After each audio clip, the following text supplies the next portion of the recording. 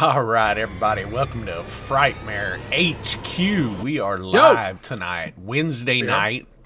We are live, baby. 1961, the year in horror. My name is Lloyd Cryer, and I am here with my co-host, Charles Doze. Howdy, Charles. Oh, look, you got your leprechaun. I got my leprechaun tiki from Frightmare so Collectibles. Cool. I know, I couldn't resist it. I told you, that's like the only leprechaun merch I can find. I don't know what's going on with leprechaun. I saw this in the back, and I was like, yep, taking that. I'm out of here. You said you are getting it. It's over. It's mine. It is mine. Look, I've also got this thing. Check this thing out. What is that? Look at it. Oh, yeah. That's pretty cool. Some guy makes these on eBay, and they're like $30, and I was like, I gotta have one of these. Yeah. These things are awesome. I'm like, this is just gonna hang out like all the time. Be like, here, it's the stuff. That's awesome. Stuff of legends. Well, we do have all of our good friends on board with us tonight, looks like. The gang's all here, Charles. Woo, I'm so excited. I can't hide it. Well, get even more excited. Because we got David Dugas, Todd Lewis, Ali Tapa, Travis Brown. Let's see, who else do we have? Going through the list, everybody. Be patient with me. Charles Anderson is here. Charles, the man, the myth, the Charles. E. West, Jeanette Nolan, Brad Bingham, Ashley Guillory, Stephen Burt making it hurt. Right, Charles? Always making it hurt. Everywhere I go. It's making it hurt. People. I can't keep up with y'all. Neil McElhaney is here. Neil. Golly. Seth Ashley is here. Seth Ashley says, hey guys, are y'all into metal? Check out a band called Darkness Spirals. Ooh. Okay.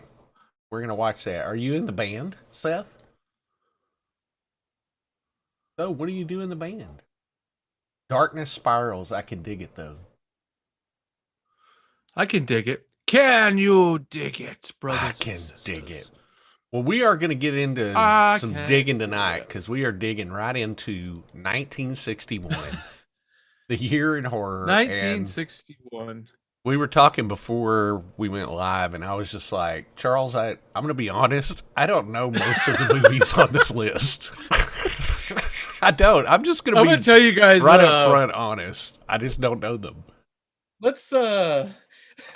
Let's clear the air because 1961 is not like 1960. Remember, we had a lot of movies in 1960 that was fun. Yes. Well, guys, it was slim pickings, and because just before we start tonight, guys, there is no honorable mentions video for tonight because there's not enough movies to make an honorable mentions video for. That would have been just me going. A lot of movies in 1961, but what does that mean, Charles? It just means there's a lot of bad movies in 1961, or no, there's just not a lot, and most of them were shit. Yeah, okay. It's just like the year after Psycho, everybody was like, "We don't want to make anything. We got to go back to the drawing board and make Psycho." All right, let's do it. But there's a couple of good ones. There's a few on here that I like that are fun. Yes. I think I've seen everything on this list, but the problem is there's like 7 that I haven't seen in probably like 20 years. So I'm gonna roll with it. I'm gonna see where we end up. Yeah, because I got me Lucky Charms here. We're all right. So, Allie does say that it makes her happy if there's a lot of obscure films. You're gonna be so happy tonight. I'm pretty sure. Oh, you're gonna throw your panties against the wall. You're gonna be so excited. That they're gone. Yeah, that in public domain films too. Right? 1961, the year of public domain. Pretty much. Not everything, and I even some of them. To try to like pat this list and give us enough movies to talk about for like 90 minutes, I threw a few on here that aren't even kind of horror. They're mostly like crime thrillers. And I'm just like, all right, fuck it, we're talking about it. We're doing it. We're doing it today only. Crime thrillers. Let's go ahead and kick it off then. With this the first movie on the list, I am chosen for this movie, looks like, and I have no idea what this is. I know what this one is, and I'll just go with it.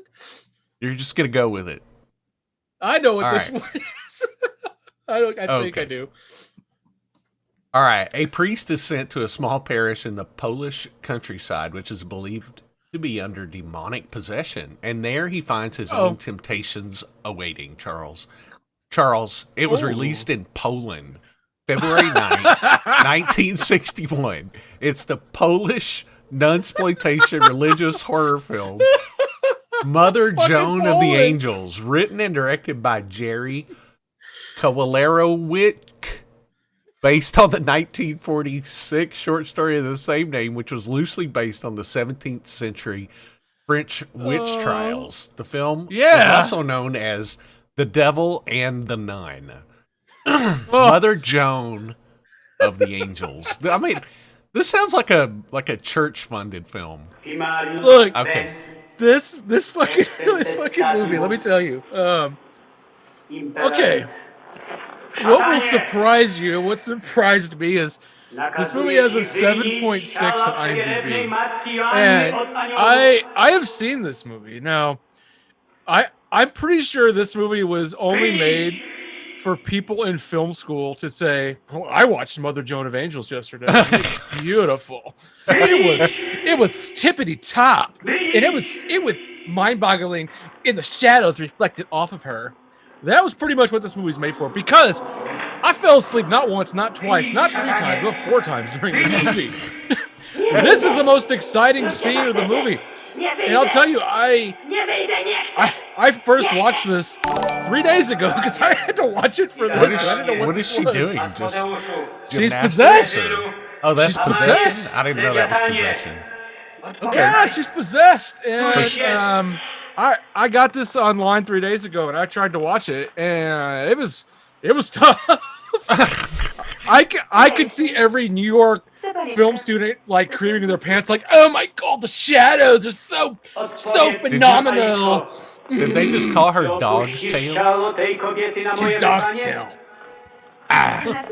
Gets nasty in there. I'm telling you, you might get a little poop on you if you're a Dog's Tail. I know that Martin Scorsese called this one of the best Polish films of all time. I don't know what that means about Polish films, but this is not a movie for me, and this is not a movie for I think anybody watching this. Okay, well, this is very. We saw this scene, so there you are. I don't know. This is the best scene of the movie. Look, guys, I got this whole movie. I watched this whole movie for you, so I can tell you not to watch this movie and just to watch this one scene. Boom, you're done. You're solid. You're done. Dog's Tail. Well, you'll be very happy to know that this movie is not streaming anywhere. The Blu-ray has never been released worldwide, and there is a DVD though. There is. There's a DVD. There's one DVD that's out there. It was released in Poland and the U.S. And you don't recommend this movie? It looks like kind of a boring art house kind of a film, is what it looks like to me. Look, this is a movie that I'm pretty sure nowadays is only kept around so they can show film students a way to shoot black and white, because it does look really good. It is shot nice, but my God, it's a struggle. And the guy who made this, he was known for Euro cinema around the time, but I don't like any of the things he ever did.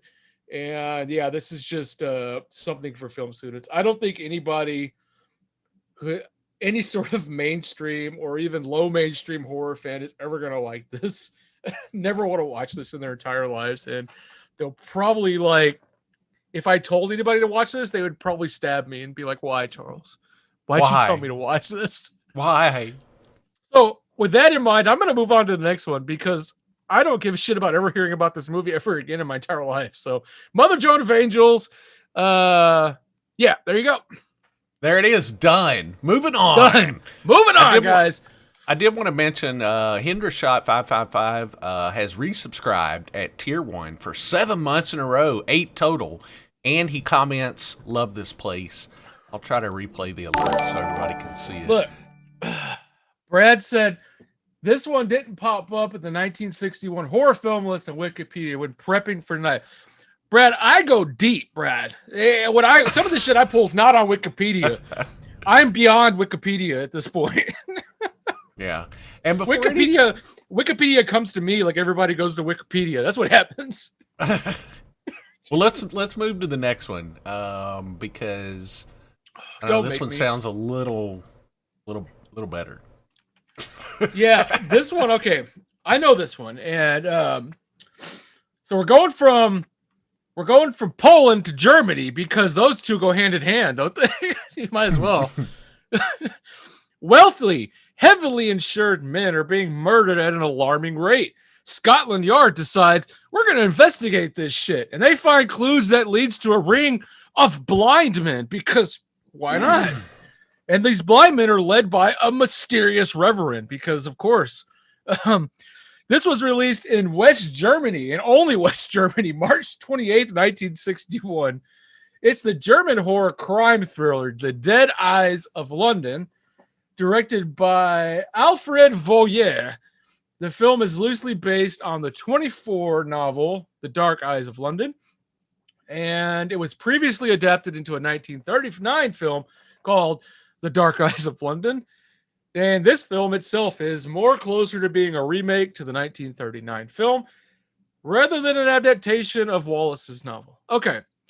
This one is not as bad. This is a fun watch because this movie is very reminiscent of a Bava film. It's very reminiscent of an early Giallo film to the point like where these blind guys have on black gloves and black sunglasses, and you kind of feel like you're watching a Giallo film without all the jazzy score in it. It's kind of what you feel like in this movie. Have you ever seen this one? I have never seen this, Charles. Well, I'm not familiar with it at all. it doesn't surprise me because it's not streaming anywhere. It's never been released on Blu-ray. There was a DVD released 17 years ago. That's $3 now if you want it. So, but Alpha Dead Eyes of Video. London, So that Alpha Alpha Video. Video, I think, is the one that does a lot of public domain films, aren't they? Well, there you go. This was a public domain film. It was. This Yeah. hit public domain, and this one is actually. It's actually. I'm not going to say it's a great film, but it is fairly decent. I think the best thing about this film was the posters that was released. This poster we have up is pretty cool, but there's another really cool German poster that I couldn't find a good like larger shot of, and it's literally like a lady being choked by like a man in all black. It looks like a damn Giallo movie, and that's a great poster. But yeah, this is a fun movie. I mean, it's nothing I would say, run out and try to locate this. Locate But it. Yeah. if you want to locate it, it's $3 on DVD. You could get one out there. Yeah, I'm on the oldies.com website, and I know Oldies. yeah, oldies.com, and they actually have a ton of that Alpha Video. That they may be Alpha Video as far as I know, but they have the DVD. It's $5.95 brand new on their website. So, but like Charles said, you can get it cheaper if you wanted to. Yeah, I mean it's out there. The director of this, Voyer, he did a lot of German, like German crime films that maybe border horror. Like this one's more of a crime film than anything. He did a lot of movies though that are hard to find that are pretty good. He did another one called, and all of them sound like horror movies, and there's not, because he did another one that in Germany it was called Under the Spell, but for some reason in the US they released it as The Zombie Walks, because why not? That's how we get people to go see movies, right? Right.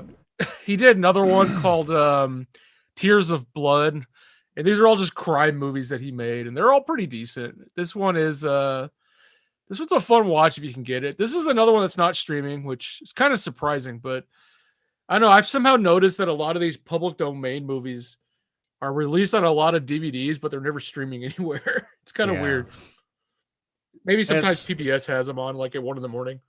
Yeah, it's probably because it takes takes money to put those out, and who knows, you're taking a chance on something that's been on 700 different DVDs over the years. So seriously, but yeah, it says from the macabre mystery of Edgar Wallace. Ooh.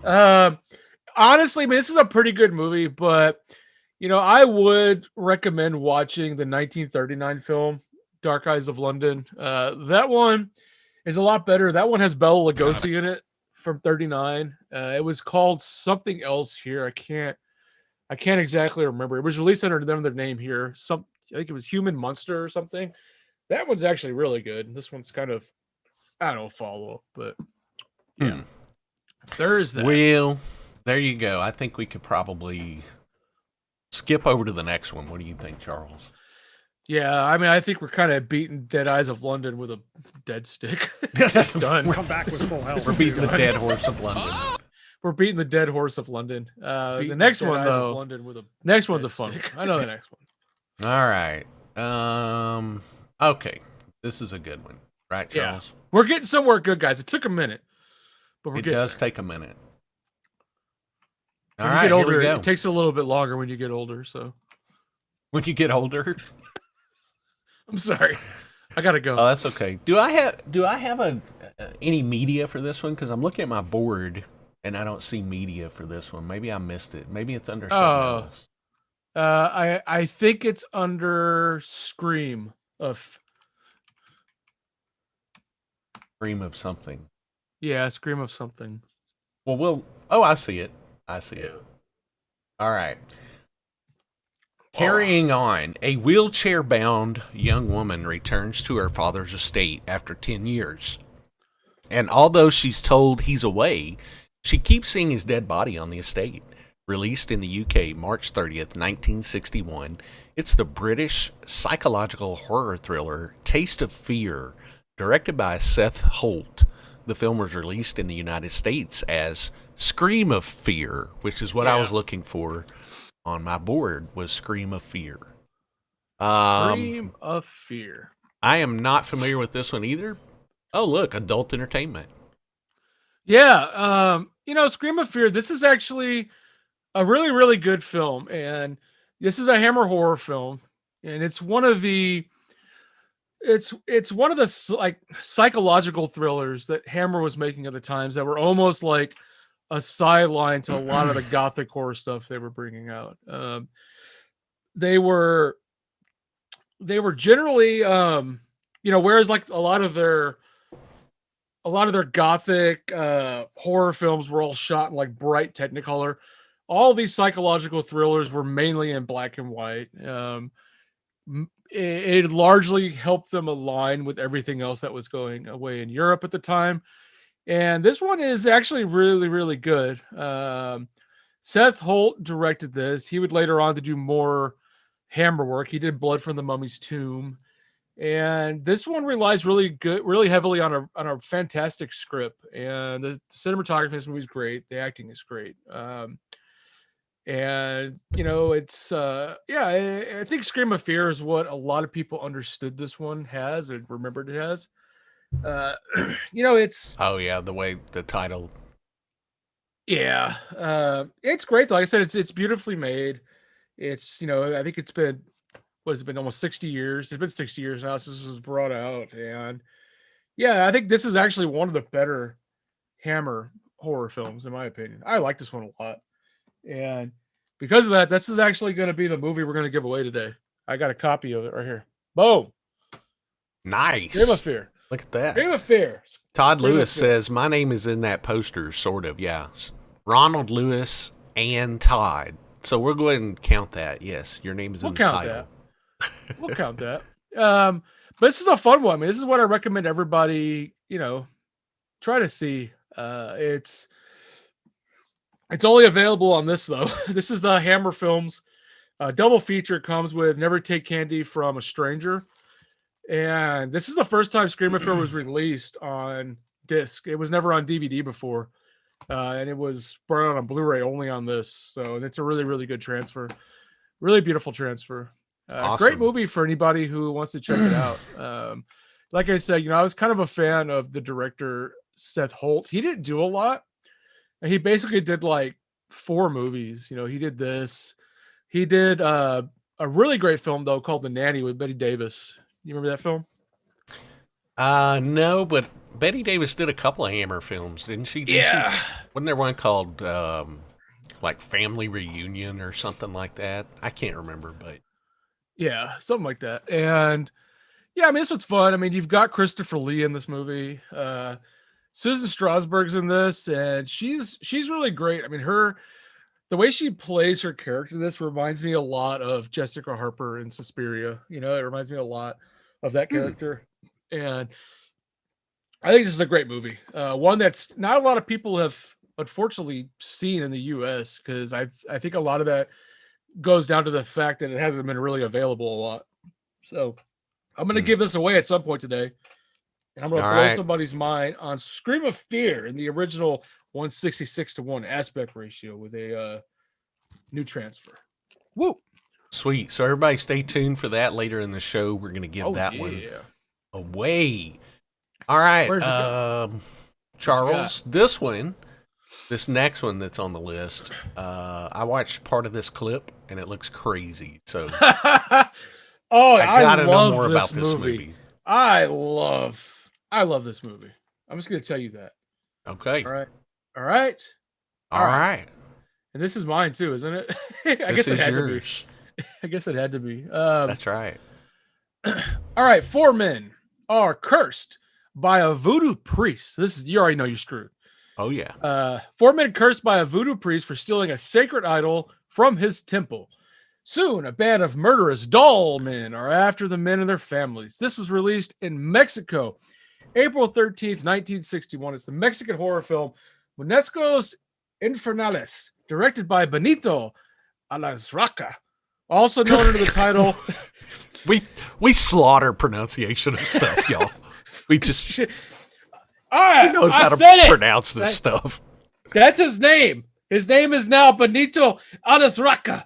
All right. Yeah, Benito Alazraqui, maybe. I don't know. But the title too is like Muñecos Infernales. Yeah. I don't know.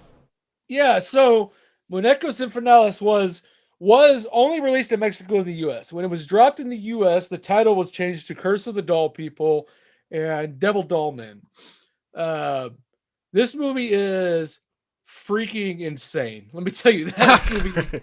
This movie is so great. It is highly effective horror fantasy film. The opening title is going to hook you because it's just so nuts, like what's going on in this movie. It's like a really strange mixture of like 9 different genres, and it's got that premise that would be done a lot later, which is puppets coming back to life. It kind of reminds you of Black Devil Doll and Don't Be Afraid of the Dark, a trilogy of terror. It's got some crazy stuff going on.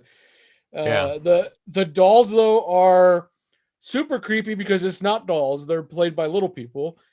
And the scene will show you that you're going to be terrified when you watch this. You just roll it because this is nuts. But I like this movie a lot. I mean, I like this movie a lot. Okay. There's a lot of subtext in this movie around sadomasochism, fetishism. There's a lot of hidden stuff in this movie. And this movie will get you. This movie goes deep. Okay. This is not a movie that ever would have been made in America at the time. Let's say that. That movie that guy has really large earlobes. There is some very strange scenes in this. There's actually some good effects in this. I mean, there's good earlobe effects. They made those earlobes look really big, Charles. Look. I'm telling you.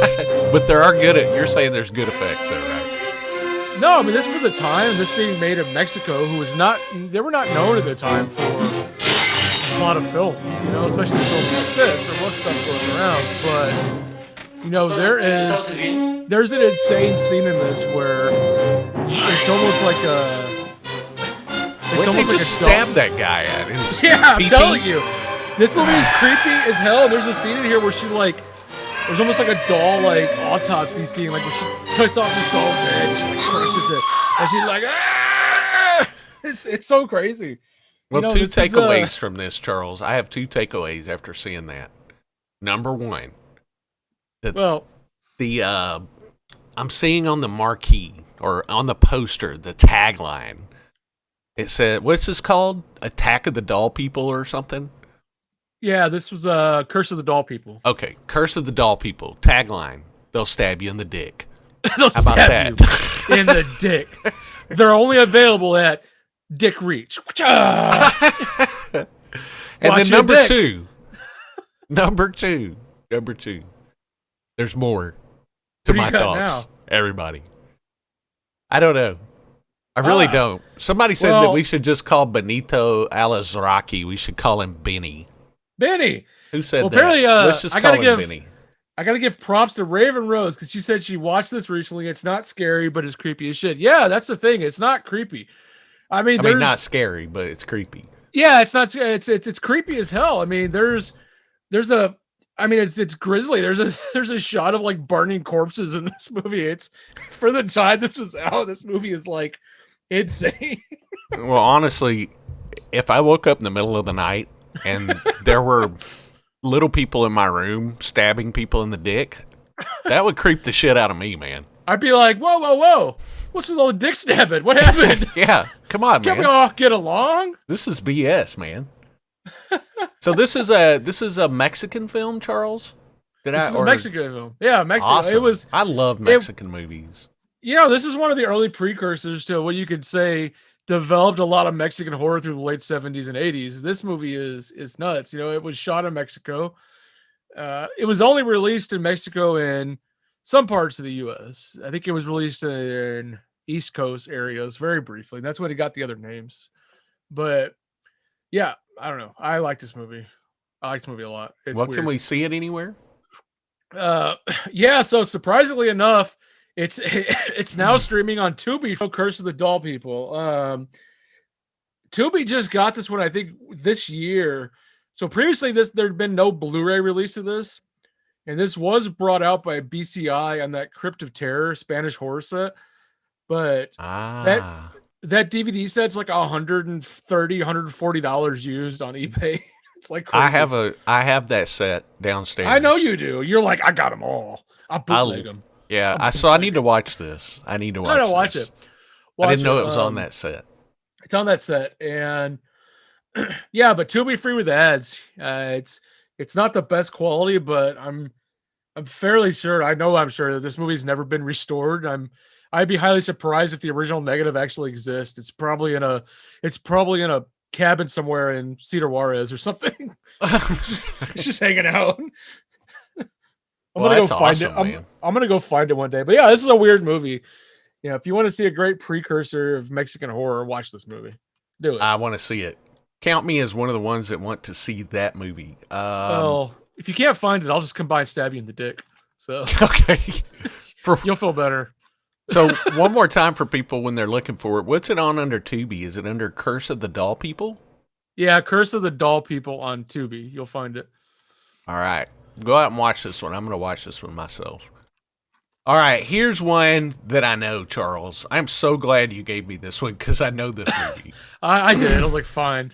You can have this one, Lloyd. Okay, fine, Lloyd. Fine, Lloyd. Lloyd has to have something to read, I guess. Jeez, Lloyd. Okay, here we go. In 18th century Spain, an adopted boy becomes a werewolf and terrorizes the inhabitants of his town. Released in the UK May 1st, 1961.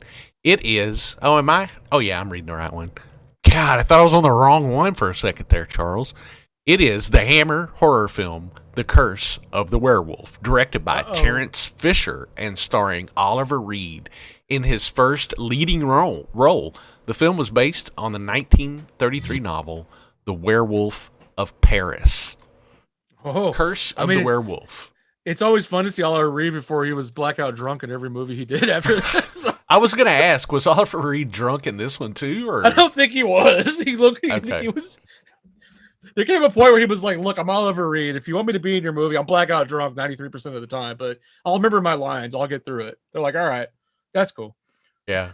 A lot of people got this. Ashley, Brad, Charles Anderson also says Oliver Reed is great in this. Brad says Oliver Reed. Todd says there were a lot of curses this year. And Travis also says it was pre-drunk Oliver Reed. Yeah. Tyler Burrows says, now we're talking. Now we're getting into familiar territory. Now we got you guys, right? Now we got you. Yeah, this actually was the first werewolf film shot in color. like I said, these movies were the ones done in color by him, or beautiful Technicolor. Uh, this is not that scary or frightening of a movie. It's actually kind of depressing, but I think it's well shot. This is has an effective screenplay. It's Oliver Reed is great, and I know this movie came out of accident almost because they had built all the sets in this movie. They were going to film some Civil War drama that lost all of its funding. So then Hammer was able to secure that and use those sets. It saved him some money and they were able to shoot it there. So, I mean, yeah, I mean, this is fun. I mean, it kind of got what you see a lot in these werewolf movies, the same story, the good, evil, love, hate relationship stuff. I don't know. I don't mind this movie though. I think it's fun. Yeah, it is a fun movie, and it's a early Hammer entry into the monsters and kind of the werewolf universal monster type stuff, Dracula and all the other ones. So it's a cool film. Yeah, Terrence Fisher was always really good at being effective with these types of films that are almost self-contained. They don't use a lot of sets. They kind of use what they have and they stick with those same locations. And he can always throw out a great story. I always feel like Curse the Werewolf is almost like a fairy tale. And there's some great werewolf makeup that was done by Roy Ashton in this, but you don't see it much in the movie. Like very briefly do you actually see the full-on shots of the werewolf makeup. Yeah, very true. That is true. Well, I know Brad, one of our viewers, Brad Bingham, he probably knows a lot about this one. We call Brad the Wolf Man. Right, Brad?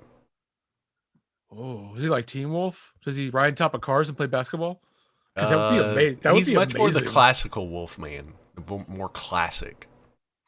Oh, I was looking for a werewolf to play basketball with. So oh yeah, or boxing like Teen Wolf. Or boxing. I guess that's not going to cover what I need. But you know what? I like this. It was kind of a progression for Hammer. They'd already threw new life into Dracula and Frankenstein, so why not move on to the Wolfman? Sadly, I mean, I wish they not really a territory they ever explored again, though. They were kind of like, all right, we made a werewolf movie. We're out. We're done. Moving along. But yeah, I mean, very, very good. I mean, it's early Hammer. Early Hammer was the best Hammer. A lot of this Hammer was the best, and this movie, yeah, I mean, it flows good. It's an easy watch if you've never seen it. It's not that long. It's like 90 minutes long. It's something that you're going to enjoy pretty much watching the whole time if you haven't seen it. I haven't watched this one in a while, but I could go back and probably give it another watch. But I remember from what I've seen from this in the past is I thought this was one of the better werewolf films. Other than being a little, like I said, not scary and more on the depressing side for the character. It's pretty good. Mr. 80s said, is William Castle's Homicide on the list tonight? Oh, you'll just have to wait. Stay tuned in and you'll find out. So much anticipation and on the edge of your seat. I don't even know what Homicide is. You know what Homicide is. It's murder, Charles. I don't know that movie. I don't know that movie. I'm not familiar all right, Charles. With that movie. Did you talk about where you can watch this one? Curse of the Werewolf it's only streaming for rental. Apple TV and Amazon have it at a $4 rental. And there is actually a really good Shop Factory Blu-ray that was released of that. It's like $22. Good release. It's still out there. But awesome. This one, Curse of the Werewolf, kind of goes with our next movie because the next movie was released with the Curse of the Werewolf. They were both released on the same day, and they were released as a double bill with each other. And more people have not seen this one, but everybody has seen Curse of the Werewolf. And I actually like this other one. Just if you haven't seen this or if you have seen it, you'll know from the premise because there's no other movie that's going to sound like this premise at this time. Yeah. I don't think I've seen this one, but we'll find out. Let's do it. A house cat sees her mistress murdered by two servants under the orders of her husband, and that cat becomes Oh my ferociously bent God. on Ashley revenge. Guillory. Ashley Guillory already guessed it. Jesus, Ashley. Holy moly. Ashley's a machine tonight. I am living tissue over metal horror machine. It's like, yeah, this is Hey, this hang on is one, the hang on Tried one to second. summon El Diablo, but my phone's security wouldn't let me. We got a tip. So I'll He just said summon Carlos Blueberry. he did a 666, but he couldn't do it on El Diablo because he said his phone wouldn't let him. So thank you. Well, we appreciate it. The try anyway, Richard. Maybe somebody else will do a summon tonight. Well, thank you, Richard. Thank you, Richard, so much. We always Absolutely. appreciate your support. We do. And back to the movie, though. Ashley is right, because this is a movie called The Shadow of a Cat. This was released on a double bill May 1st. So Curse of the Werewolf and Shadow of the Cat was released together on the same day. Shadow of the Cat is a Hammer horror film directed by John Gilling. It was also distributed by Universal in the United States. So it is also attributed to a Universal Horror Collection film. Shadow of the Cat is a movie that's not easy to see. It's not streaming, but Shout Factory brought out Universal Horror Collection Volume 6, and it's on there. And Universal Horror Volume 6 it's probably one of my favorites of that series, because it's not U.S. Universal horror movies. It is the overseas international movies that Universal partnered with for distribution in the United States. And Shadow of the Cat is on that release. One of the only releases that we've ever got of it. Shadow of the Cat is a fun movie. And if you get a chance, watch the trailer for it if you haven't seen it. It was kind of hard to pull the trailer because the only trailer available is for the double feature of Curse of the Werewolf and Shadow of the Cat. Soon to your theater. Coming now. To your theater. To your theater, you will be scared of the cat and the werewolf. Bum, bum, bum. Ooh, scary.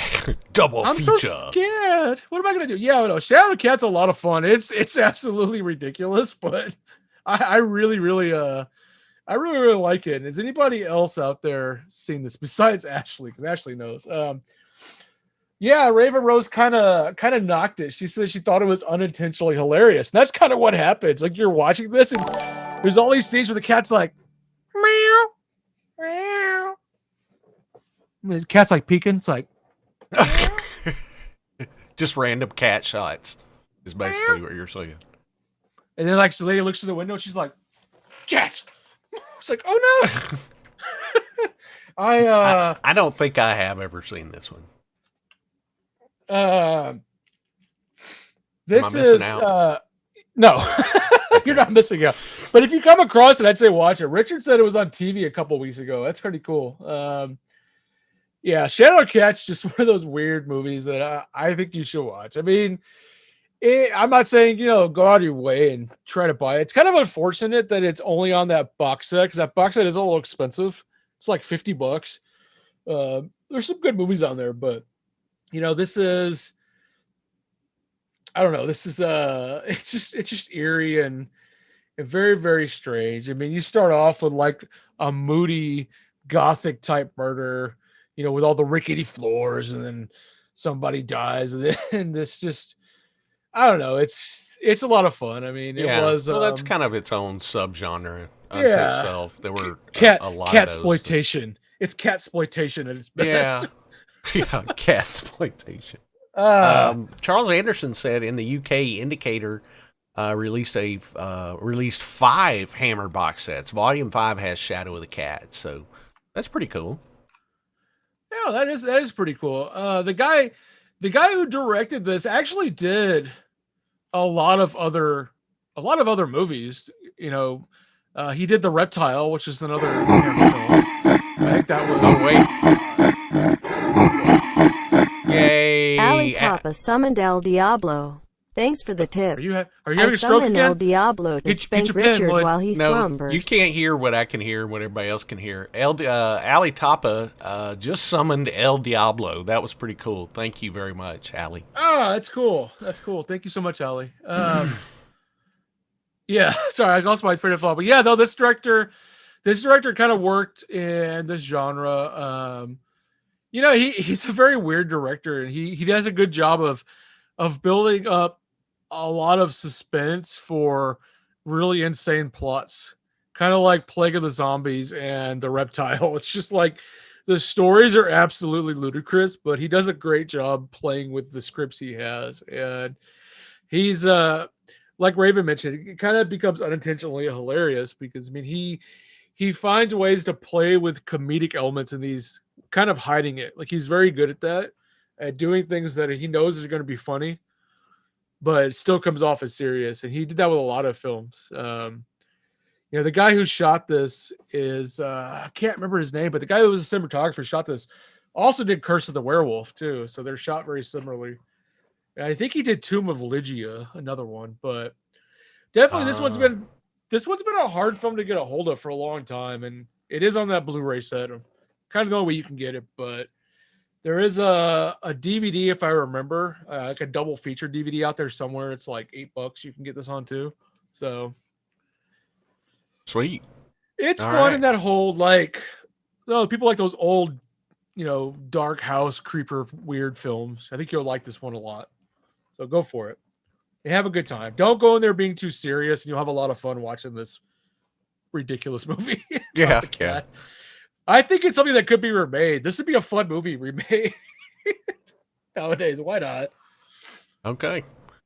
All right. So let's move to the next one. This is one that I know was public domain for a long time. And it used to be on every public domain horror collection set. And back in the VHS days, it seemed like there was a public domain VHS tape released every month for this or something. For this movie, there was. And I think this was even shown on like PBS during nighttime movies. So it was fun. So there you go. I've never seen it, though, and I probably should. Oh, wait. All right. Stephanie Burt. Thank you, summoned El Diablo. Oh, Steven, I'm sorry. Thanks for the tip. Stephanie. He needed to be I was like, summoned Stephanie again. Burt. I'm like, sorry. Well, that's his wife's name, so I got a little mixed up. So thank you, Steven. We appreciate that. That's fun. I like seeing El Diablo come back. I like seeing El Diablo pop up, too. El Diablo's my friend. Absolutely. El Diablo was my best good friend. Well, let's jump right into this one. We are being very suspenseful and holding up our audience tonight and making them sit on the edge of their seats, waiting for the next title announcement. And I'll say it anyway. I don't think the next one's a horror movie, but some people do, so that's why it's there. So let's do it. All right. A young sailor falls in love with a mysterious woman performing as a mermaid at the local carnival. He soon comes to suspect the girl might be a real mermaid who draws him to a watery death during the full moon. First premiering June 61 at the Spoleto Film Festival in Italy. Why not? The Spoleto family. That sounds like a crime family, Charles. It's the Spolitos, it's a family. It's the Spoleto family, I can make an offer you can't refuse. Oh, yeah. But this is the American fantasy thriller, sometimes considered horror film, Night Tide, directed by Curtis Harrington and featuring Dennis Hopper in his first starring role. Chrissy got that one before I said it. Yeah, Dennis Hopper.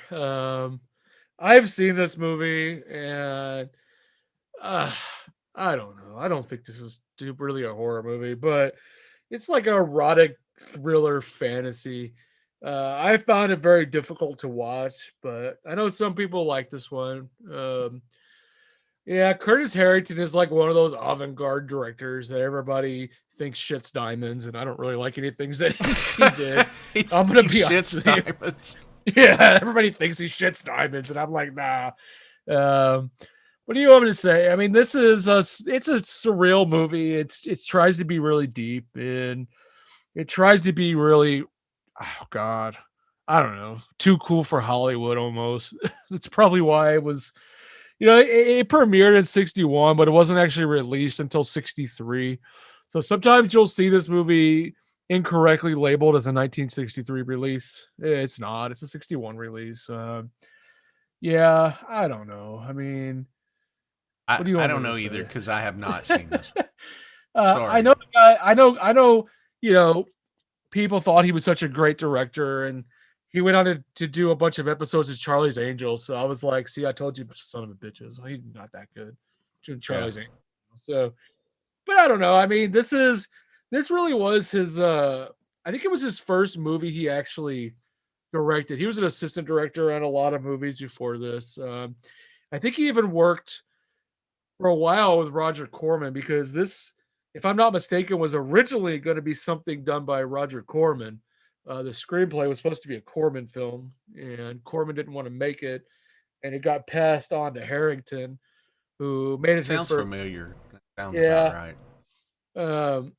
I mean, the story's kind of been done a lot of times. It's got a great cast though. You know, the score in it was really good. It's got this melodic score, it's kind of jazzy. And I know the guy who shot this is the guy who did High Noon. So I don't know. I mean, I didn't like the movie that much though. I just found it really hard to watch. Like I struggled to get through it. And this is coming from me, and I love everything Dennis Hopper's ever in. I love Dennis Hopper to death. But this one I always struggle with, you know. I mean, I'll give it the fact that I think this is an influential horror film. I mean, this one, if you call it a horror film, I mean, a lot of people have cited this as being very influential with the way it was shot and the premise. But I don't know. I just didn't like this movie that much. So I'll give it some credit, but I can give you credit and say I don't like your movie too at the same time. So there you go. Richard Nettleton said Disney's The Little Night Tide. That's pretty much what it is. Oh, jeez. Tyler said that it just premiered on Shudder, so yep, that's kind of cool. I see where you say it's streaming Shudder, AMC Plus, free with ads on Tubi. You can rent it. There's a Kino Lorber Blu-ray, so you're gonna be able to see this one, everybody. Yeah, it's out there. I mean, if you're and you know what kind of movies you like, I'm not gonna say it's gonna be a bad movie because I can see where a lot of people would like this. I just didn't like it. It's very atmospheric. It's very darkly moody almost. You know, Dennis Hopper's a good actor. It's just I don't know. I just didn't really like it. I guess what it boils down to, a lot of it felt forced to me. Like people are trying to shove shit down my throat and tell me it's artsy and supposed to be cool, and I'm like, I don't care. I don't like the way shit tastes, regardless of where it came from. So. Oh damn, Charles! brutal. I said it. He said it. All right. Well, the next one is definitely. It's not shit. No. This one I think people know this one. Yeah, I think this one's gonna be not so obscure. All right, let's get ready for it. Are you ready? I'm ready. All right. The brutal stabbing of a justice of the peace sparks an investigation of dark family secrets in a sleepy small town in Southern California. Oh, this was released June 28th, 1961. It's the American horror thriller slasher film Homicidal, produced and directed by William Castle, the man, the myth, the legend of 37 movies a year, William Castle. Right. Oh, we're going to go ahead and play the trailer. Oh, money back guarantee of Shock. That was his, he always had to have some sort of a gimmick, right? And his gimmick for this was the fright break, in which they allowed you to get a full refund if you were too scared to see the climax of the film. During the running of this picture for refunding your admission. If you're unable to stand the almost unbearable suspense, the almost paralyzing shock of Homicidal. You gotta give Castle one. He spent like 10 or 15 years directing a whole bunch of really crappy movies for a bunch of studios, and decided to take a risk and sell his house, and quiet, made his own William Castle Productions in the murder. late 50s. I And he went in made some of the Castle greatest and, movies this ever made wheelchair without is being under just the to constraints rest my of tired nerves Hollywood after studios producing who a wouldn't picture give like him, this one.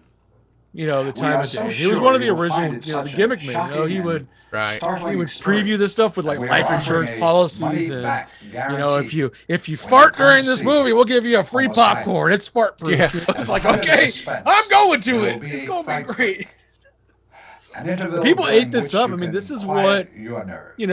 America in You the are too early frightened to 1960s see the end wanted, of the picture. post Your 1950s full America admission into the price 60s. will One be of these type refunded. of movies to Time to go push the downstairs now. envelope, and this Got is a a date phenomenal film. to carve. Homicidal this- is so great. Was this in response to Psycho? I mean, it has to be. Look at it, right? Just about everything was in response to Psycho, but I mean, it's never been said, but I know that Psycho was released like September, I think, of 1960, and this started filming like a month after that. So I would say probably. Well, I'm glad they offered a money back guarantee. Psycho didn't need that. Screw Psycho. Yeah, I mean, you know what? And it was a big thing when it came out. Of course, people are gonna say it's like Psycho. I think even there was a whole thing with like Life magazine or Time magazine just called him a Alfred Hitchcock intimidator. But you know what? I would say You mean imitator? That's what I said. Imitator. Alfred Hitchcock imitator. That's what they called him. And if anything, I would say, you know what? Castle was kind of doing this weird stuff in his head beforehand. He just had the unfortunateness of following Psycho, but we all know this probably was derived from Psycho. But I like this movie. You know what? This movie was very dismissed at the time it was released, but it's got a huge following. And I think at some point people realize this is this is actually a really good movie. It's actually really well done. Yeah, it wasn't just a gimmick. Yeah, you know what? It's a pretty distressing film. There's a lot going on in this movie. And yeah, I mean, I would be surprised if people knock this one nowadays. I mean, I think this is really highly regarded. I don't think I've ever heard anybody say they don't like this movie. Yeah, I don't know of a lot of people that don't like this film either, but and this is a good year for Castle because this is one of two movies he brought out this year that are, largely known. Let's just say that. All right. What do you think? Yeah, I mean, William Castle, I'm down for any type of William Castle. I happen to think that, that's what's missing from the theater experience nowadays is you got to make it an event, make it an experience. And William Castle knew how to do that. I wish somebody could bring that back. I really do. Do you think that we should start going to theaters and tickling people while they watch movies? No. I think we might get in trouble for that. Really? Yeah, I think so. Oh. Well, that's not good. No, but this is I think I think the guy who wrote this, I think it was the same guy who wrote the original House on Haunted Hill, if I'm not mistaken. I can't remember his name, Rob something, but I think he was the same guy who wrote the original House on Haunted Hill. And I think he did The Tingler too, but he was a really good writer. Wrote a lot of movies that were inspired for, inspirations for later films. So really, really fun stuff to watch in this one. Fun cast. Most of the cast is, they were not largely, they weren't that good. A lot of the cast, I'll give them that. They're not that good, but it works in this movie. Most of them went on to have nice careers in television where they probably deserve to be, not in film. But you know what? Homicidal. Let's do it. Why not? There you go. All right. What do we got up? Did we cover where you can watch this one yet? I don't know, but Ali Tapa said that she wants movie theater tickles. Okay. So that's where we're going to start. That'll be part of our next tier Patreon package. Is we'll go to a theater and we'll tickle you while you watch movies. While you're in the chair watching a movie. Okay. I had to double check it, but yeah, the guy who wrote this was Rob White. Rob White did write House on Haunted Hill, 13 Ghosts, and The Tingler, and Homicidal. He did those movies like in a row. And never did anything again. except for writing some episodes of Perry Mason. So that's weird, but there you go. All right. Well, he got what he wanted out of it and blazed, I guess, right? He got out of there. He said, I am out while I get there. Homicidal, though, is it's only streaming as a rental on Amazon or Vudu for $2.99. But there is a William Castle double feature for $9 that has this movie on it. So there you go. Sweet. What do you got next, Lloyd? One of your favorites here. What do you got? Yeah, this one's a well-known one. In the 16th century, Francis Bernard travels to Spain to clarify the strange circumstances of his sister's death after she had married the son of a cruel Spanish inquisitor. Released August 23rd, 1961, it's the American Gothic horror thriller Pit and the Pendulum, directed by Roger Corman, written by Richard Matheson, and starring Vincent Price and Barbara Steele. Loosely inspired by Edgar Allan Poe's 1842 short story of the same name, and yes, loosely inspired. Loosely inspired. What I love about this movie is how absolutely intense Vincent Price is through this whole movie. Like, he always looks like he's on the verge of shitting himself through the whole movie. He's like, oh, they do it to me. Like, oh my God. Do it, Vincent. Great movie, though. Beautiful poster. I absolutely love this poster. This is actually one of my favorite poster arts out of the 60s is the Pit and the Pendulum poster. It's so well drawn. I wish I had an original one sheet of this, and unfortunately, I don't have $6,000 to spend on one, but they are beautiful posters. Yeah, find an original one. That is absolutely a gorgeous poster. Yeah. Yeah, this is the one that I got mixed up last week with the other Edgar Allan Poe film. Yeah, the other one that we had done. But this is I like this one. I like this one a lot. I mean, I think this is a great film, and it's also not that long. Like a lot of I think this is like an hour and 20 minutes long. I mean, it's not that long of a film. Has been seen by a lot of people. I think when we look at our comments, I think a lot of people have seen this one. I like Travis mentioning Vincent Price playing Egghead in the 60s Batman TV show. Yeah. Look, I always thought Vincent Price should have been the Joker. That's all I'm saying. Not that I love Cesar Romero, but I always like to see Vincent Price as the Joker. That would have been fun. Yeah, I gotta agree with Ashley. She says you can't go wrong with a Poe Price combo, and then you throw in Barbara Steele. Absolutely. Yeah, That's what makes this movie so great. Barbara Steele is phenomenal. She did some great movies in the early 60s. She's absolutely gorgeous. And she was, I think, one of the best actresses and was often underappreciated. You know, she was so great in these films. So yeah, totally agree. Yep. We didn't see her enough. You know, Price is a horror icon, and this is a really, really well made film. I mean, this is classic horror at its, at the most rudimentary level. This is beautiful film. It's so well done. It can be scary, but at the same time, like, it doesn't seem scary. It's just a fun movie. I watched this one when I was really young. I was about 7 or 8 the first time I saw this. And I remember it actually. I found it to be, really kind of terrifying in a way. And it's great costumes in this one. I mean, the costumes they made are absolutely beautiful. Oh yeah. Well, the torture dungeon set in this is great too. I gotta mention that.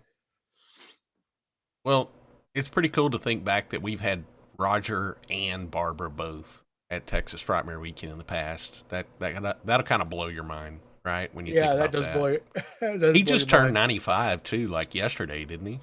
He's still kicking. He's just like, I'm Roger Corman. Leave me alone. Yeah. And I think I saw Joe Bob tweet about him turning 95 and that he's still got like 3 films in production right now at the age of 95. Oh my God. Yeah. I do love I love this. That's a great movie though. I mean, the score in this is great. Les Baxter did the score for this. Great moody atmospheric score. Les Baxter also did the one we talked about last week, House of Usher. He did the score for that. And I think he went on to do a lot of stuff. He did like Dumb Witch Horror and Frogs. He did all the scores for that. Savage Sisters, which I just recently rewatched, and that was not as good as I remember. But you know what? I don't care. I don't care. You don't care. I don't care. Pit and the Pendulum streaming. Did we talk about that yet? It's streaming on Prime Video. It says free with ads on Tubi. Oh, it's everywhere. Right? Yeah. There's Prime a Blu-ray. Blu-ray. And the Vincent Price collection for this one from Shout Factory or Scream Factory. Scream Factory, yeah. So you will be able to see this one. Yeah, that Vincent Price was the one they just re-released because everybody, people were selling the last release for like $500 on eBay, so they just re-released it. So I'd recommend picking it up because there's a lot of Price movies on that are only on that as Blu-rays, and they're actually really, really good releases. But yeah, Pit and the Pendulum is a great movie that also benefited from having a fantastic cast with it, and crew. I know the guy who was a cinematographer for that was an Academy Award-winning cinematographer. It's just a lot of great people made this, and you can tell making this that this was just class act all the way. This whole film. Definitely. All right, my man. Let's move on. You're next up, Charlie. Oh, another one people know. Yes, sir. All right. A mysterious and cruel baron whose face has become frozen in a horrifying grin demands, goddammit, that a prominent London physician apply experimental treatments on him to restore his face. Released October 18th, 1961. It's the American horror film Mr. Sardonicus, produced and directed by who? William Castle. Because why not? William Castle. He's back. Let's make another one, goddamn. That's what he said. Yep, he's back right after a couple of movies. I mean, right after a couple of months. You know what? The guy who played Baron Sardonicus in this is Tulin from the Puppet Master films. That's how I always remembered him, It's the same guy, so that's how I always remember him. But you know what? This is a great movie. It really is. Yeah. I don't think I've ever seen Mr. Sardonicus. You never seen Mr. Sardonicus? I know it's supposed to be a really good movie. Do you recommend it? I highly recommend it. It's very reminiscent of stories that you would see later on in like the Twilight Zone. It's very reminiscent of that. And William Castle is such a solid director. And the same thing here is he is so meticulous with these films he made that everything in this is great. And kind of what always fell down from William Castle is, he made sure everything was done good. So you've got a great cast. You've got awesome set design in this one too. It's really, really beautiful. And like I said, the main guy in this is Guy Rolfe, and he was Toulon in the Puppet Master films. I mean, this is a guy that kind of stuck around for a while, but I know a lot of people like this movie. A lot of people. Yeah, he was in a bunch of stuff. Lloyd is great. And this one had the special punishment pole, Lloyd. The punishment pole. What was that about? Punishment pole, Lloyd. Why did everything have some sort of gimmick? Do you think he would run out? I don't know. I remember he gave them these cards that would glow in the dark, and I don't know. It's kind of like made people think that they would have a choice, but it would always be the same result, Like they would have to turn in these cards, and then the ending would be whatever people chose. But I believe it was always, the same ending. The same ending, yeah. Interesting. I like that. Yeah, because I mean, if I recall, there was some sort of a tally of the result, but there was never any break in the continuity of the film. So I don't know if that was. I don't know. Huh? That's a bizarre gimmick. Yeah. But okay, we'll go with that. No, but I mean, just jokes aside, though, I was kind of joking. But I think there is 2 endings to this, isn't there, of Sardonicus? Somebody correct me who's seen this. Somebody correct me who's seen this. I've only seen this movie once, and I liked it. But was there actually 2 endings to this, or was it just the one? That's interesting. I don't know. Let's figure that out right now. Tell us what what you guys know about this, but also, why don't you tell us where we can watch it, Charles? This is streaming on FlixFling, so go watch it on FlixFling. So Stephen Burt said that no one ever chose the alternate. He also didn't film an alternate. There you go. I just said I think it was a gimmick because I remember when I watched this. I watched this on something, a DVD or something that I imported, and like they were talking about the pole and how like there was never a break in continuity of the film. It just like it would break, it would stop, and then William Castle would come out and be like, "What did you guys choose? Hey, ooh, whatever did you choose?" Yeah, the punishment polls. So you had to choose it. For the drive-in version, instead of the punishment poll cards, the audience was asked to flash their headlights to vote on the ending. So basically everybody was flashing their headlights like a bunch of stupid monkeys, and nothing was going to change. Yeah, and it looks like that apparently it's what I'm reading is he claimed there was 2 endings filmed, but nobody's ever been able to find evidence that there was an alternate ending. So yeah, I guess that's where there was. Goddamn, no, there wasn't. Oh, maybe there was. I don't know. Interesting. So, guys, earlier we mentioned Homicidal, and this is actually on a double feature Blu-ray with Homicidal. So Homicidal, Mr. Sardonicus, and I looked, and that double feature Blu-ray is only $9 on Amazon. So that's a good buy. That's a good deal. Now you got a good one coming up. I do, and I think I know why you gave this one to me, Charles. Oh, you know why? Yeah, a psychiatrist enters a dream world of horror when he experiments with an ancient Aztec mask sent to him by a patient. Released in the U.S. October 28, 1961. It's the Canadian surrealist psychological horror film, The Mask, directed by Julian Rothman, also known as Eyes of Hell. This was Canada's first horror film and the first Canadian film to be marketed extensively in the United States since the age of silent film.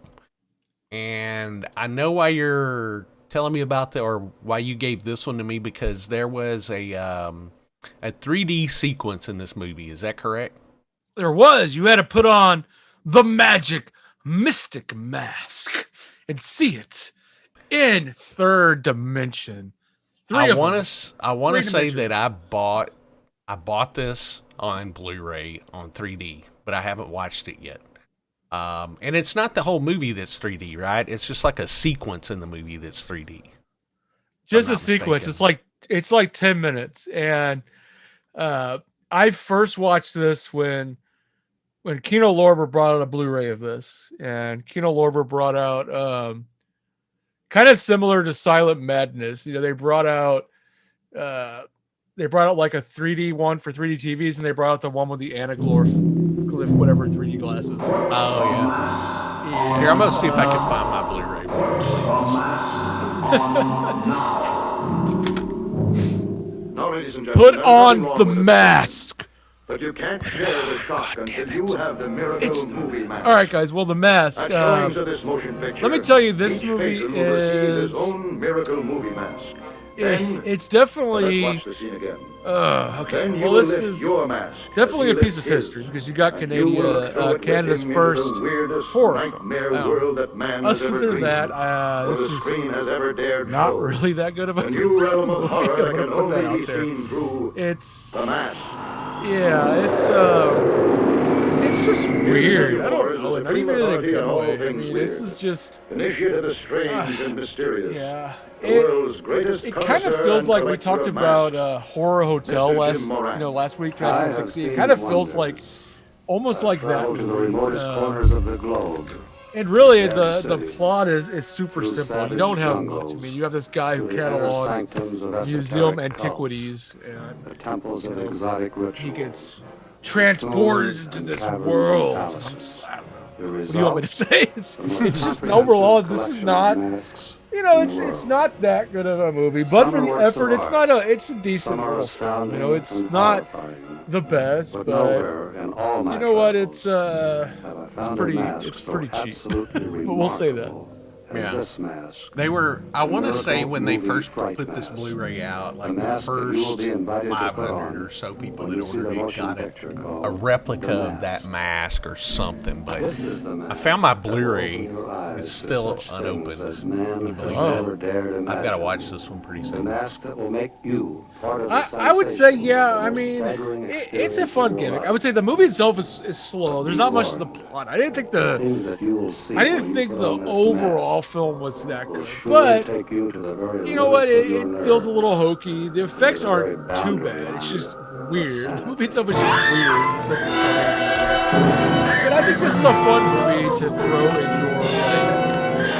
once a year viewing. Maybe during fall time when it gets closer to Halloween with the gimmick and stuff. This is a fun one to throw into your rotation that maybe is not seen by a lot of people. This is it's got what it says here: Death Dimension in electro magic sound, Lloyd. So there you go. Cynthia said mint slip, but I don't have a slip. It's mint, but I didn't get the slip, y'all. I missed out on the slip. You didn't get a slip, Lloyd? No slip with that one. You know what happens when we don't get a slip? We throw that shit on the ground, Lloyd. In the trash. Allie Tappa, I like serious Jim Carrey, but silly Jim Carrey makes me want to trick. Boy, y'all got way off on the wrong mask in the What are we comment talking section. about here? All right, guys, we're talking let's about talk the about Jim Carrey version of the mask. 1994's The Mask, starring Jim Carrey. All right, guys? Smoking. That is an American superhero comedy film directed by Charles Russell. Yes, loosely based on the Mask comics published by Dark Horse Comics. It was the first installment in the Mask franchise that were absolute pieces of shit. But it's okay because it had a cult following. And Chuck Russell, of course known for Nightmare on Elm Street 3, probably should have stuck to horror. That's all I'm going to say. Now we're done with The Mask. All right, Charles, you are next. This one I've definitely heard of. Huh? You want Mask? Don't think I've seen it, though. What? Whammo. What was that? I don't know, Charlie. Excuse me. I'm going to do the next one. Okay. I had to put this one on here because this movie's not good, but it's weird. This is another one that's not really a horror movie, but it kind of is. Yeah, it has horror elements. It has horror elements, but if you're not familiar with it, you're going to be surprised when I tell you who directed it, because I don't think a lot of people have seen these movies. Yes. Hercules, guys. This is Hercules. All right. Hercules must journey into Hades itself to retrieve the magic stone, because why not? It's a fucking magic stone. Because this magic stone is going to free his love from the powers of darkness. It sounds like his love is addicted to crack. That's what it sounds like. So this was released in Italy, November 16th, 1961. It's an Italian sword and sandal fantasy adventure horror film called Hercules in the Haunted World, directed by the one and only Mario Bava. Yes, this is one of a couple of movies that Mario Bava did for Hercules. And this movie is insane. It is insane. I never watched this until yesterday, actually. It's streaming on Prime Video, and I watched this, and I'm pretty sure this movie changed my life. It was that impactful to me. Oh, yeah. Let's play the trailer so everybody can get a good feel for the craziness in this movie. Yeah. Mario Bava, man. He did some stuff. Yeah. This actually feels like a Bava film. You know what? I maybe was being a little mean when I said it's not good. It's a fun movie, actually. It's a lot of fun to watch. I love a lot of these off the beaten path movies that Mario Bava did outside of the horror stuff he did. There was a lot of them. He was uncredited director on another Hercules movie. I can't remember the name of it, but it was the late 50s. You know, this movie is fun. This is the same year Mario Bava did a movie about Aladdin too, called The Wonders of Aladdin. And if you can ever find that one, That's a fun one to watch too. Yeah. Well, I mean, it's kind of strange, but it's always been surprising to me how this. Oh my God! Look at that!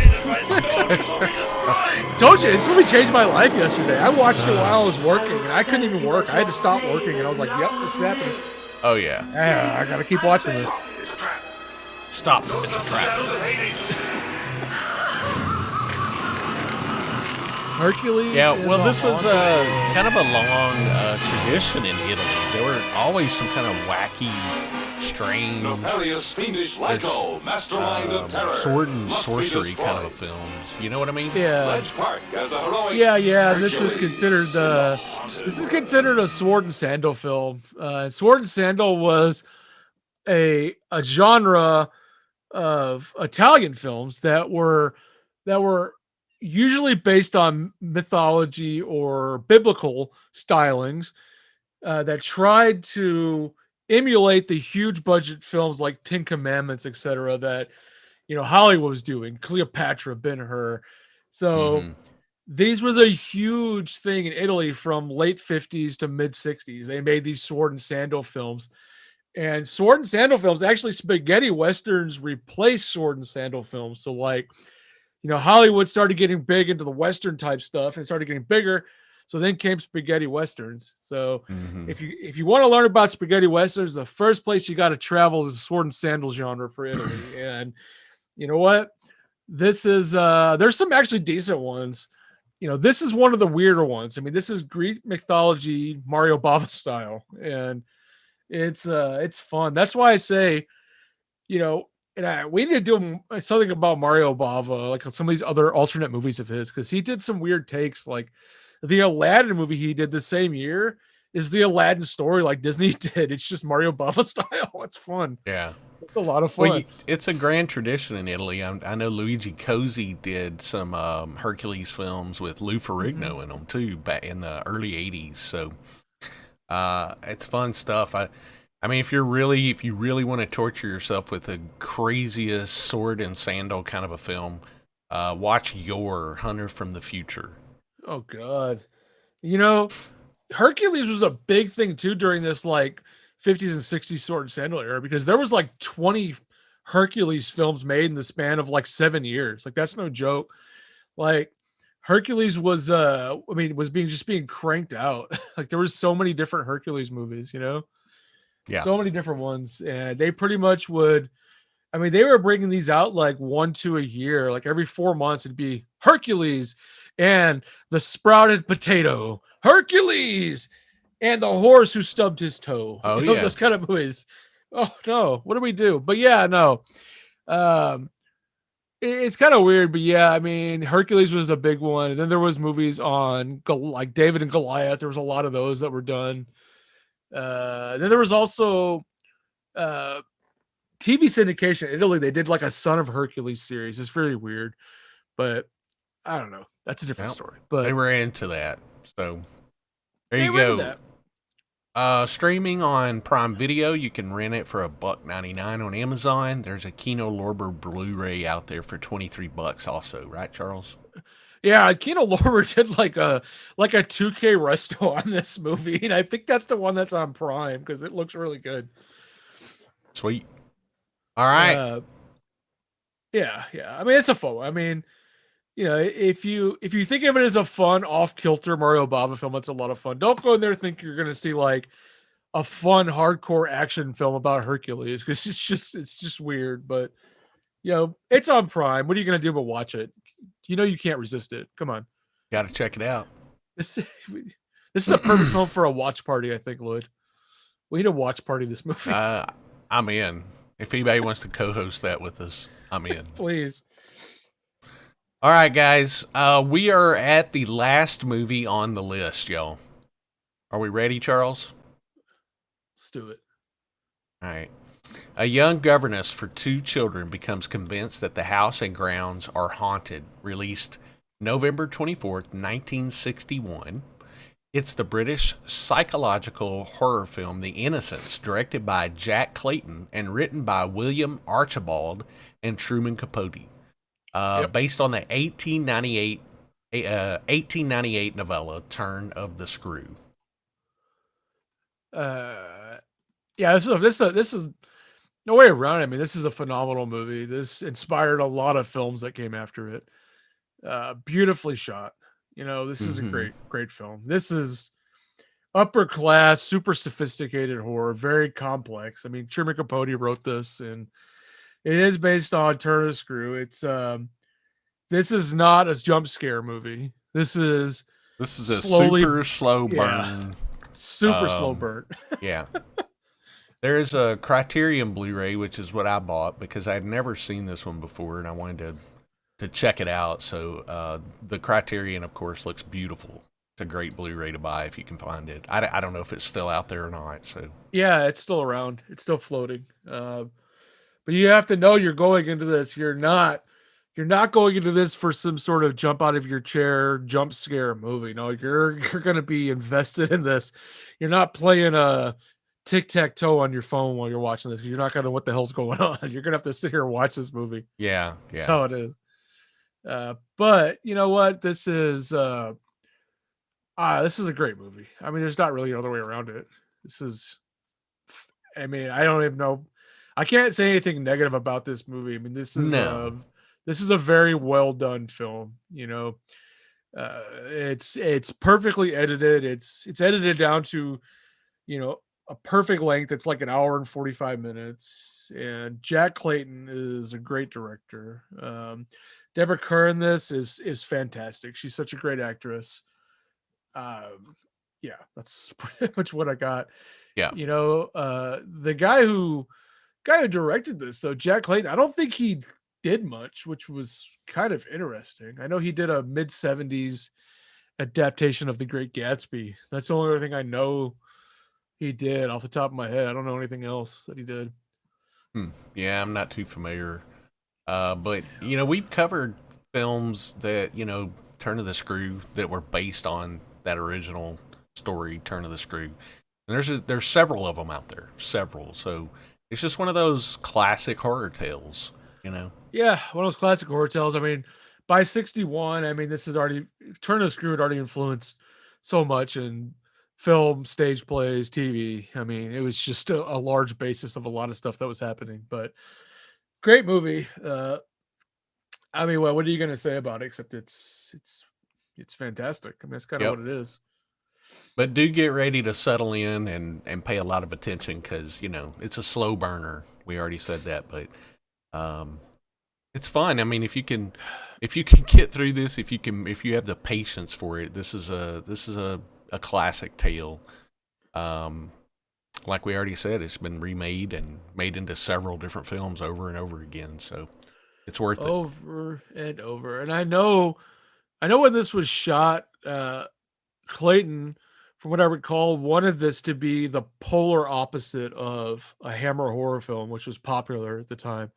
Like, he wanted this to be the exact opposite of what Hammer was doing. He wanted this to be very slow, very moody, very difficult to follow, very artsy, I guess. But yeah, I mean, it's a fun movie. It's one of those, though, this is not a have fun on Saturday night while you're eating popcorn and drinking movie. This is like, I have to be serious and pay attention to this movie. This is not Godzilla versus Kong. This is called that. This is something else. Oh my God. Don't get me started on Godzilla versus Kong. I started watching that this weekend and holy crap. That's a great movie. I like that movie. Godzilla versus Kong. Yeah. It's just got so much going on all at the same time. I haven't got all the way through it, so I'm only basing it on maybe of seeing 45 minutes of it. So I'll finish watching it later. I'm going to say it's one of the best Godzilla movies ever made. I'll put it out there. Brad Bingham just mentioned that the British King Kong called Congo was made this year too. Yeah, I saw that as well. There's a lot of stuff. I mean, you got Mothra from 1961. So there's Gorgo. I have explained to people that I don't include giant monster movies on the list. I don't consider them horror at all. I definitely get that. So, But yeah, I mean, Reptilicus is one though. There was Night Tide that we already discussed that earlier, but Brainiac, Bloodlust. There's a whole bunch of like really low budget 1960s style films. in 61. Yeah. Yeah, I mean there was some other stuff, but I mean none of it is that good. There's a lot of stuff that I had seen that I just don't want to talk about. I mean, Beast of Yucca Flats came out this year. That's a horrible film. Bloodlust is a horrible film. I don't like that movie. You know, Conga's okay, but I don't consider giant monster films, you know, as part of that. That's just how I live my life, Lloyd. I live my life a quarter mile at a time. On the edge of tomorrow. Today. So you want to give away that Blu-ray now? This one? That one, absolutely. I don't know. Maybe I do. Maybe I don't. Yeah, we could give away that movie. So, what are we gonna do? Let's think of this. All right. So, if you want to win Scream of Fear, I want you to tell me. I'm trying to think of something I could think of. Trivia question? Give me a trivia question. Tell me the first movie that William Castle directed. How about that? The first movie that William Castle directed. Okay, that's the question, guys. What is the first movie that William Castle directed to win this? And his first feature film he directed. Give me his first feature film. Go. Hey, go to Google. Twitch. Go to Google. Go out there to Google and look it up. Who's the best Googler? Let's see. The first movie he directed We don't have an answer on Twitch yet. Are you watching YouTube? Yeah. The first movie he directed is from a very, very long time before he did anything like he's doing now. Still watching? I don't think anybody wants it. They're like, no, I don't want it. Oh, I think, do we have an answer? I think somebody It looks like Chrissy in. just made the answer. Are we talking feature film? You didn't clarify that. I did say feature film. So, Chrissy actually got it correct. So we did have an answer from Travis. Travis Brown said Klondike Kate, and Chrissy said Chance of a Lifetime. The answer actually is Chance of a Lifetime because Chance of a Lifetime came out in October of 43, and Klondike Kate came out in December of 43. So technically, the first film that he directed that was released was Chance of a Lifetime. And I have seen Chance of a Lifetime. It's not very good. I've also seen Klondike Kate.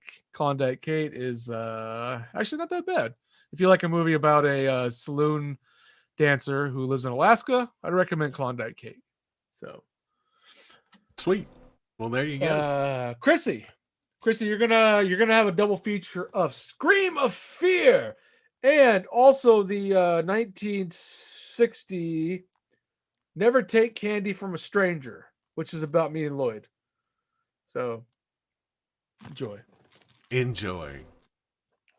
All right, guys. What else we got tonight, Charles? We gonna do anything else? It's early. We don't have any honorable mentions. I feel weird. No, it is what it is, man. 1961. It's 1961, guys. We don't have, I guess, much else. You know, we had a great time at the event on last Saturday. Was a lot of fun. It was a blast. It was so great to see so many people that came out to participate. We had a good time. I almost didn't bring enough tapes. I almost didn't bring enough VHS tapes. People were just clamoring for them. I was like, I gotta go. It's like Jesus. But it was a lot of fun. I had a great time talking to Felisa, and I touched base with her yesterday again, and she stood and said thank you to everybody for coming out. She had a great time. So yeah, it's a lot of fun. enjoying it. Man, guys, we don't have anything lined up for this weekend again. So I think we're gonna get something lined up for next Saturday, though. Yeah, we're gonna do it, and then we've got the Twitch, not the Twitch, Patreon screening on the 17th too, that evening. Sweet. April 17th. April 17th. The Patreons are invited to go watch Scream because it's like the 25th anniversary of Scream. So we're doing that at Grapevine Mills AMC. So I think there's still some tickets for that for Patreons. You just got to go on the Patreon and request one through that post. But that'll be fun. I'll be there. It'll be a lot of fun. Ali says she misses the Twitch Prime watch parties. We're gonna get back into those soon. Yeah, so guys, we've been tossing around maybe doing those on a different day of the week. I know with the Lloyd's store, Frightmare Collectibles is open Friday, Saturdays, and Sundays, and sometimes it's really difficult to schedule on those weekend stuff because Lloyd's pretty busy at the store. So we may have to look at doing alternate a day for that, maybe during the week if we can or something. Do one of those. I also want to schedule our next Patreon, what do we call it? Broadcast or episode or whatever. Mm-hmm. The exclusive Patreon. Exclusive. So maybe we'll do that like, I don't know, what do you think? Like the 18th, maybe? What is today? Oh, yeah. Sounds good to me. 18th is a Sunday. So you guys who are Patreons have to let me know that if you want us to do another director, if you want us to pick a genre this time or something, whatever we want to do, let me know. Because I'm going to give away our I think you ought box. to pick Bava. That's what you wanted to do. We ought to do Mario. Oh, let's do Mario. If you guys need to set aside 7 hours, so hope you're ready. No, I can do Bava. If you guys want to do Mario Bava, I can do that. I can do that actually quite well.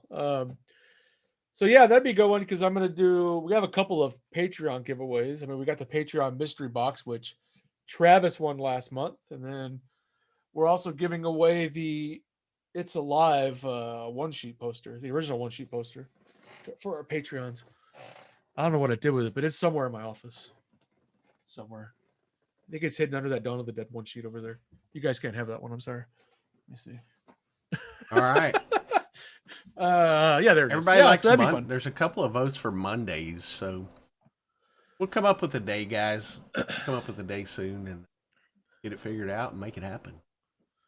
Yeah, so I mean, it's be good, but yeah, I mean, other than that, we'll be we'll try to throw up stuff beforehand. If you don't see it on the Frightmare HQ Facebook events, then we're probably not doing anything for that day. It's just been kind of hard knocking them down, but never fear because we do have a lot of stuff coming up for our Patreons. We're going to do that live screening of Scream at the AMC. So I think there's still a few of those left for the Patreons. If you guys want them, feel free to join. It's free. Just come out and watch a movie with us, and then we'll do our Patreon exclusive one here. And yeah, be fun. All right. Well, there you go, guys. I think that's going to about wrap up our episode for today. Thank you for spending your time with us. I had a good time. It's always great to see every one of you guys joining in. Make sure, if you haven't yet, smash that like button. Get us some likes. Yeah. And thank you all for joining us and talking to us today. Ooh, I'm excited. Yeah, it was fun. 61 is a fun year. It wasn't a lot, though. I kind of bummed I wasn't able to do an honorable mentions video for you guys. I like making those, but it would have been like 12 seconds long. So yeah, it would have been like just 7 minutes of Hercules. So like, sorry. Well, all right, guys, that is it. I want to thank you all for joining us. Y'all have a great evening. We will see you very, very soon. And be good and be good to each other. All right, guys. Yay. Peace out. Bye, guys.